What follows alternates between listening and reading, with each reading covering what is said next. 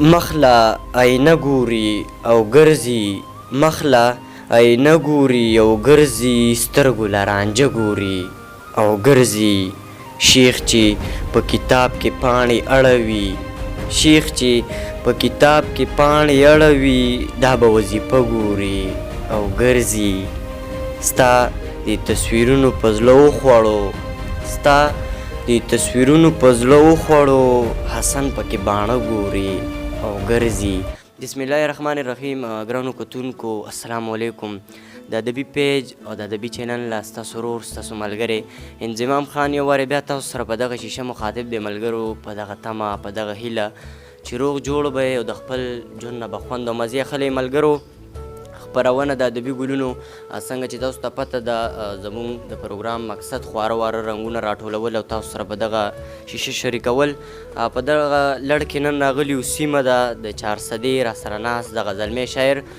ډېر ښه لیک کوي ملګرو، پښتو ادب کې ډېر ښه شعر لیکي. نو ډېر وخته مو نه اخلم، راځئ د ادبي ګلونو په خپرونه کې ورته هرکلی وایو. ساجد حسن صاحب د ادبي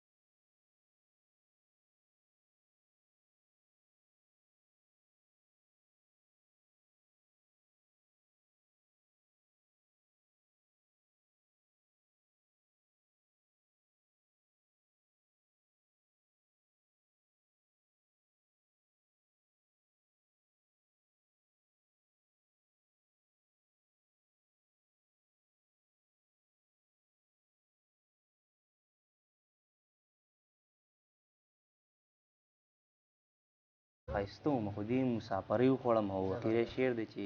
حسن زرې زرې له دې ټکي ناروغه پروت دی حسن زرې زرې له دې ټکي ناروغه پروت دی په محبت کې د اشنا بې وفایي مننه ښځي بل غزل یو زه ومه یاران به و چینارو په دې چم کې یو زه ومه یاران به و چینارو په دې چم کې ټپې به وې منګی به و ستارو په دې چم مننه او چې کله به پرې راغلمه نو سم به لیونی شوم چې کله به پرې راغلمه نو سم به لیونی شوم د برکلي د جونو یو قطارو په دې چم کې او مننه کټوۍ به د مستو وې ورسره ساګه و سوکړه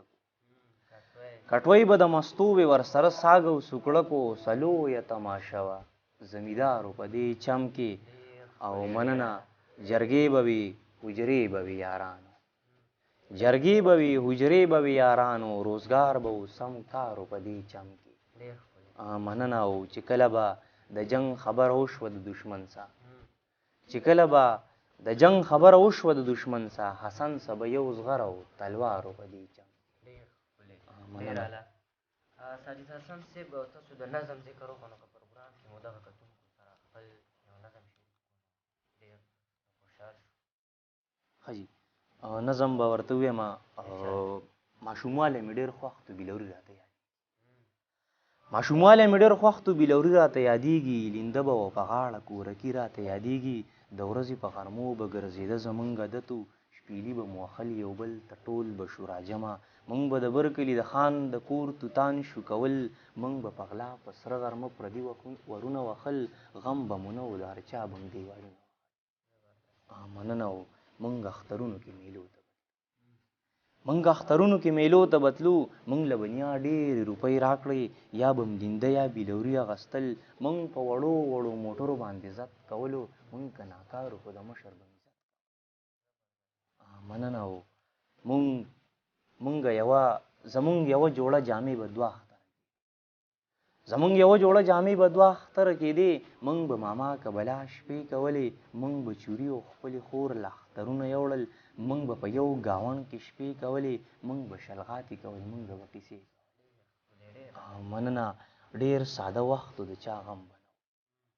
ډېر ساده وخت و د چا غم به نه و ساده خوراک به و ماتم به نه و په کورني چرګ په مستو میینو د چا به غم نه و بې غمه بې پروا ګرځېدو داسې به مست و د مستۍ نه په هوا ګرځېدو او چې لږ شان لوی شوم او پوه شوم نو مین شوم چې لږ شان پوه شوم او لوی شوم نو مین شوم زه وختونه تیر شو داسې هیر شو لکه باد د سپرلي ما به د یار په غم کې ټوله ټوله شپه سبا کړه چا به خوبونه کول چا به شوګیرې کولې موږ به د یار کلي کوڅه کې سرې مسرې کولې بس لنډه دا چې د غمونو مې کتاب کولو کو دردونه ټول مې په خپل زړه ولیکل د ځان پروا نه وه په غم به د اشنا ګرځېدو چېرته به لرې په صحرا ګرځېدو د کور او کلي نه په شا ګرځېدو او د مینتوب قصه د لیونتوب قصه وي